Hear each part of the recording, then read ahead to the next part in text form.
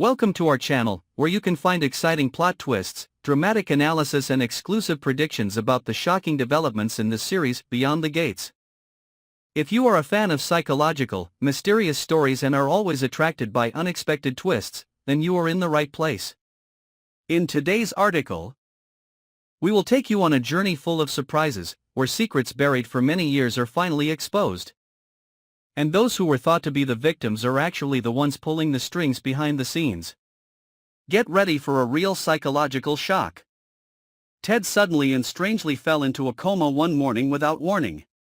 He was taken to the hospital in critical condition, with no obvious signs other than a prolonged coma, a weak heartbeat and signs of severe damage to the central nervous system. Doctors initially concluded that he may have been poisoned by a highly toxic substance that only had a short-term effect but was enough to destroy an adult's biological system. The incident quickly became an investigation when the hospital discovered strange traces in his blood and personal items in Ted's private room could not verify who had been closest to him before he collapsed. All the initial traces led to Kat as Ted's stepdaughter. Kat had had many conflicts with him over property, personal life, and especially about the unexplained death of her mother 5 years ago. The broken words and loud arguments recorded by the hospital nurses during her recent visits to Ted all seemed like perfect pieces of the puzzle that led the police to believe that Kat was the one who tried to poison her father. A small glass bottle broken in the trash can of Ted's room carried traces of Kat's DNA. Kat's angry phone messages with her best friend were also used as circumstantial evidence. When Kat was officially questioned, she remained absolutely silent. She did not cry or protest, but her eyes when looking at Nicole, her aunt, were filled with doubt, as if she had guessed something but did not dare to say it. Nicole was then acting as Ted's legal guardian during his coma. She appeared to be in pain, desperate, and spoke up to demand that the law severely punish the person who had harmed her brother. In the eyes of everyone, Nicole was an upright, intelligent, skillful woman who always stood by her family. But behind those tears was a disturbed mind struggling with layers of horrifying memories that she had buried for nearly 2 decades. Everything seemed settled until a 2.5-minute video was extracted from a hidden camera installed in Ted's hospital room by a security guard who loved covert surveillance to prevent theft. In the video, a figure in a hospital gown entered the room in the middle of the night. At first, it was unclear who it was.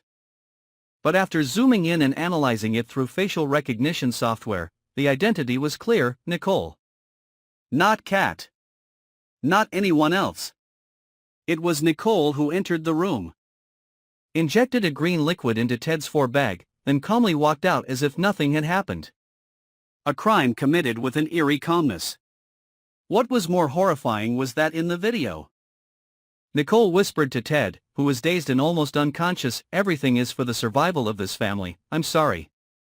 The investigation immediately changed direction. When the video was leaked to the police, a secret investigation was launched.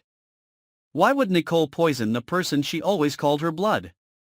And why would she frame Kat, her own niece? Those questions led investigators to a sealed family file from 17 years ago. Nicole had a biological sister, Emma, a woman who mysteriously disappeared at the age of 22 after a trip. The investigation file at that time only recorded the conclusion: disappeared without a trace, suspected suicide. But no one in the family, including Ted, ever mentioned Emma after that. It was as if her existence had been completely erased from their memories. At that time, Nicole suddenly left the city for 2 years, then returned with a completely changed mood. When the old data was reviewed, a shocking discovery emerged. Emma did not commit suicide. She had been having an affair with Ted, her brother-in-law, for a long time without Nicole knowing. When the truth came out, Emma was pregnant and begged Ted for a divorce so she could be with him. Ted refused. He even threatened to not let Emma have the chance to destroy the reputation of the family. On a rainy night, Emma disappeared. No one knew where she went. But now, with Nicole's motives and the current video, people began to hypothesize that Nicole did something to Emma, and now came back to get revenge on Ted for what he had done. But Nicole's deeper motives were darker than that. Ted not only had an affair with her biological sister, but was also the biological father of the child that Nicole had raised for years. Thinking that her sister had given birth to a child for her to take care of. The terrible truth was only revealed through the pages of a diary hidden in an old safe that Nicole kept in her room, where she had recorded the details of her final confrontation with Emma, along with her vow to protect her family from the disgrace Nicole had planned meticulously for years.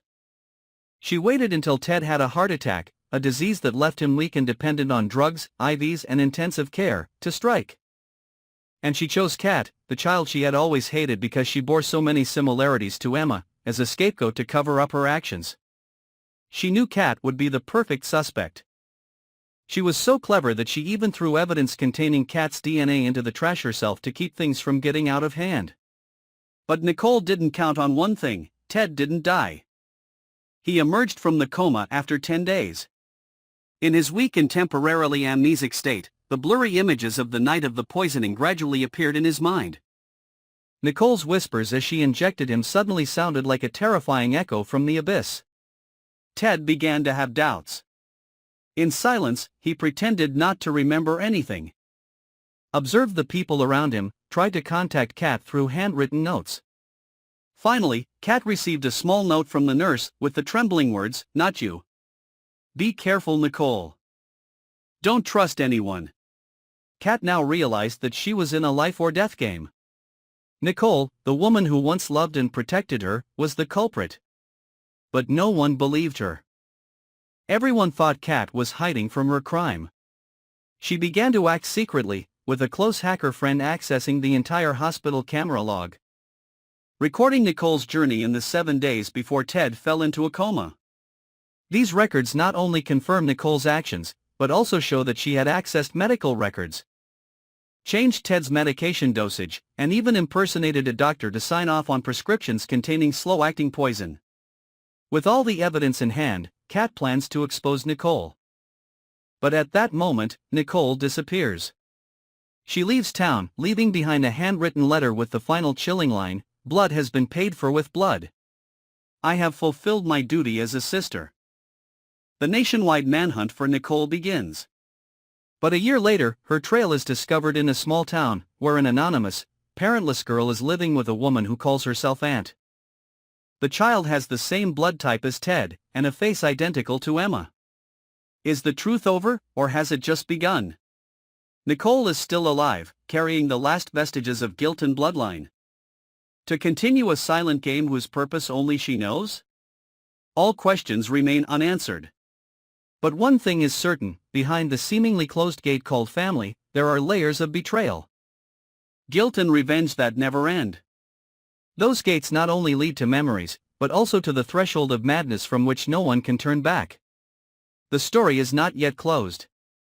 Old secrets are still sleeping in the darkness, waiting to be awakened on a fateful day. Who will end this chain of tragedies? Who will extend the bloodstain on the family history?